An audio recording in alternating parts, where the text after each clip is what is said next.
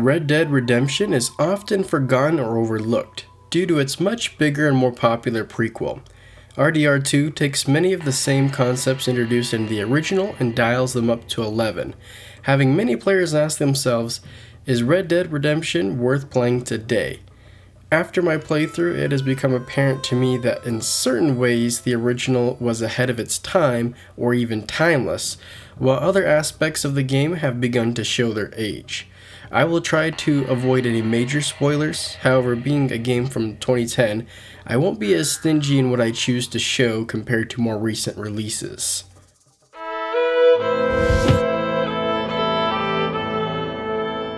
Reviewing this game in 2023, the visuals hold up better than most games from the same time, but do look old to some extent. After my 30-ish hour playthrough, I got used to some of the retro aspects, such as 30 FPS, harsh textures, and sticky paintbrush hair. Once I got past some of those deterrents, there is still a visually pleasing game to see here. Lighting still holds up fairly well and facial expressions are solid. The extra effort put into full motion capture mostly pays off. Most animations look smooth and flawless with a few exceptions here and there. The effective use of color palettes is also impressive, and especially for the time when most games were 50 different shades of gray. One of the most important aspects of any Western is music. I'm not going to pretend to be a spaghetti Western savant or a music virtuoso, but the soundtrack here does hit hard. Many of the tracks feel right at home within a spaghetti Western, while using many instruments authentic to the time with a bit of a modern flair. The mix of guitars, trumpets, violins, drums, and harmonicas really set the tone for the on-screen experience. Tonally, many of the tracks feel foreboding, anticipating, or even euphoric, while some of the more upbeat tracks give a cold, focused, and unshakable sensation. The music often homogenizes with the setting to put a captivating hold on the player.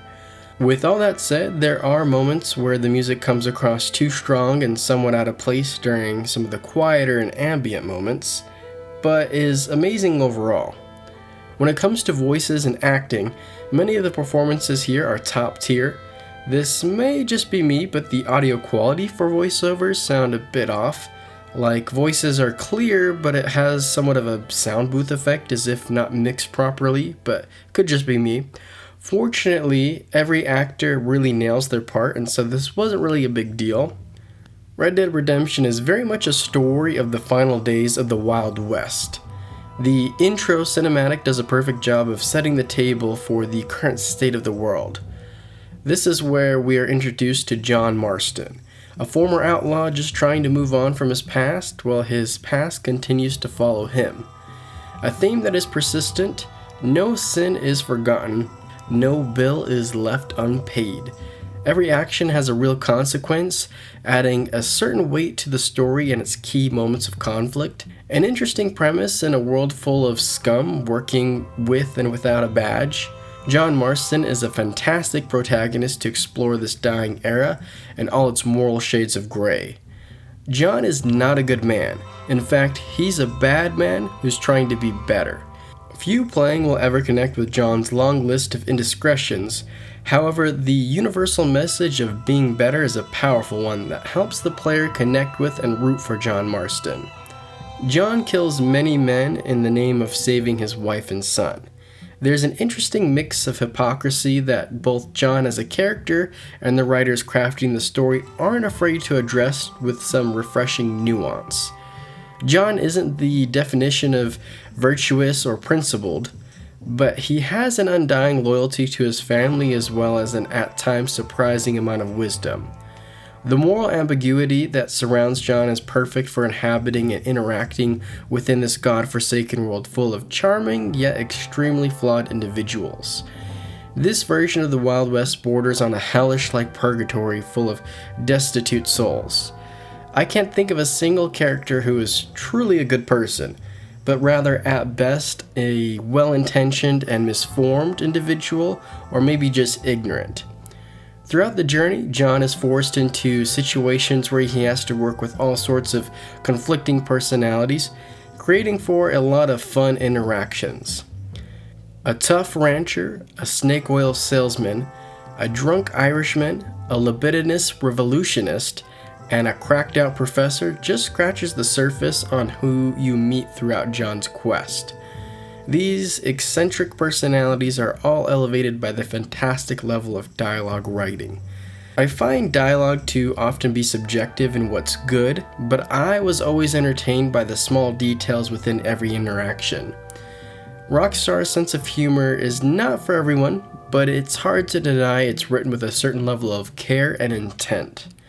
Every mission starts with a cinematic and then is often followed by banter between characters on the way to an objective, so the fact that the dialogue here is written with as much quality as it is super important. John's story starts off with his arrival in New Austin. As the name may suggest, New Austin is very much Rockstar's interpretation of the southwestern United States, with vast lands of empty desert bordering on more moist swamplands as well as flatlands. Connected to New Austin, we also have West Elizabeth and a portion of Mexico. Altogether, these three territories capture the environmental background of a true Wild West story. As I just touched on, most of these lands feel barren and empty, with a few key settlements scattered throughout. And when I say barren and empty, I mean in a way where the developers were very intentional in the setting, matching the mood and feel of the genre and story. If you look close enough, there is something or someone interesting to find almost everywhere you look. As the player, the feeling of isolation and even loneliness fits perfectly with John's quest to be reunited with his family, as well as being a great representation of the domestication of the Wild West. This world you inhabit as the player feels lived in with a genuine sense of history. Many buildings are old and dilapidated, while certain towns are clearly beyond their heyday. Adding to the immersion of this world, Rockstar has implemented many organic interactions with characters and quest givers.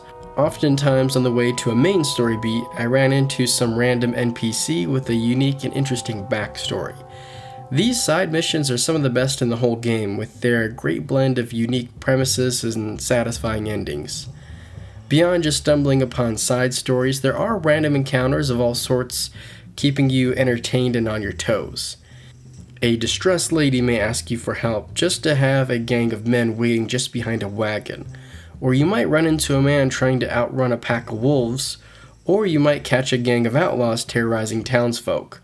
In my opinion, this is where Red Dead Redemption is at its best, making your way from mission to mission with plenty of organic and fun encounters in between. Part of selling you your own existence within this world is activities. John can partake in a massive list of activities that I refuse to list off in fear of leaving something off. But some of the notable things you can do range from racing horses, to playing poker, to arm wrestling, to tracking down bounties, to shooting competitions, and even random duels. The feeling of visiting the Wild West as a gunslinger is realized here with the excellent use of both setting and activity variety. When it comes to how you interact with this world, there are a lot of ways, as I just mentioned, but there are only a few things you must do and must do often. The core gameplay loop revolves around traversing on horseback and shooting people. I found riding on horseback to be fun at speed while lacking a feeling of precision in certain moments where it mattered. Shooting in Red Dead Redemption is satisfying, but not as involved as a traditional first or even third-person shooter. The offensive shooting is usually balanced by the defensive need for cover. John can take out a lot of people quickly, but isn't immune to getting shot. However, he does heal like Wolverine, but nonetheless taking cover is essential. The developers of RDR put the main focus on giving players an outlaw power fantasy, and so with that in mind, there's not a whole lot of challenge to shooting, especially with the assisted aim not being required but recommended. And with all that, the game succeeds in making you feel like John Marston, the badass that fears no man in a duel. Adding to this is one of the coolest mechanics in video games, and that's Deadeye. When used, time slows down to a fraction of a second, with John able to mark and shoot his shots with deadly precision.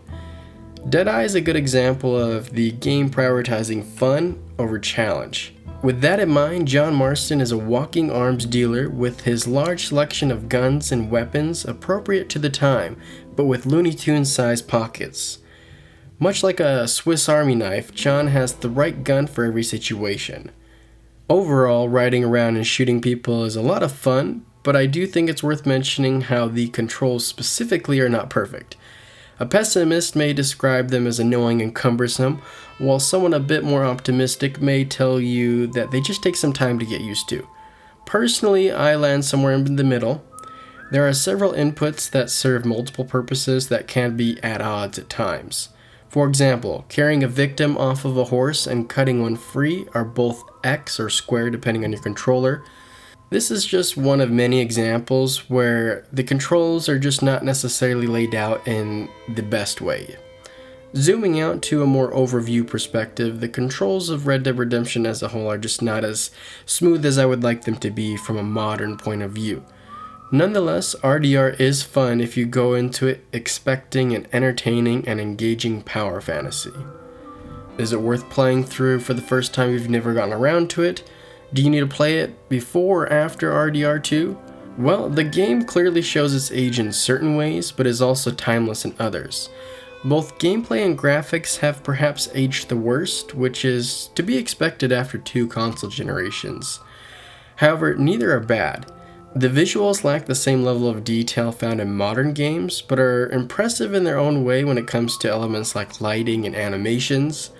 Much of the gameplay has a certain code of 7th gen spatial awkwardness, but is still fun with its use of variety. The open world here is not as groundbreaking today as it was at the time of its release, but it's still more impressive than many games currently being released, with its attention to detail and layout, activities, and random encounters. The story of Red Dead Redemption is timeless, and so that aspect of the title will forever remain a masterpiece within the gaming space. If you've only ever played the prequel to this title, assuming you loved it, I would 100% recommend giving this game a try with the right mindset. Even though story-wise it makes more sense to play this game second, I would recommend starting with this title first if you plan to play through both, so the change of scale and visuals are not as jarring. Obviously, no one game is for everyone, but if you appreciate and enjoy games that prioritize a truly immersive world, a sense of empowerment, and a genuinely great story, then Red Dead Redemption is still a masterpiece today. This is my second time playing through the game, and it's my first since playing the prequel. It was quite interesting to revisit it with this perspective. Let me know if you'd be interested in me also revisiting Red Dead Redemption 2. If you enjoyed the video, please check out some of my other content as well as leaving me a like. As always, I appreciate you for watching, and until next time, see ya!